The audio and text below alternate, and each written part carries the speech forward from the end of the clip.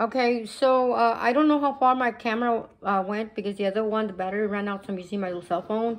So as you can see, I finished putting the face on there. I put it over the eyes and stuff like that and pressed it down the best way I could so that way it can kind of all blend in. Once this is done, the last step is for you to put it in the freezer. At least, guys, the minimum an hour. You're going to hear in other videos that leave it only 20 minutes or so. No, leave it as long as you can until you get your cake ready and it's almost time for the party. That way it'll be nice and hard and it'll be easy for you to transfer it. I want to kind of show you, I made one this morning and this is what it looks like. This is a buttercream thing. So this one, again, guys, I do this, I'm doing these really fast. When I'm actually doing them, I take my time because the more time that you put on it, of course, it's going to get better. So I hope you enjoyed the video. If you have any questions, please ask me.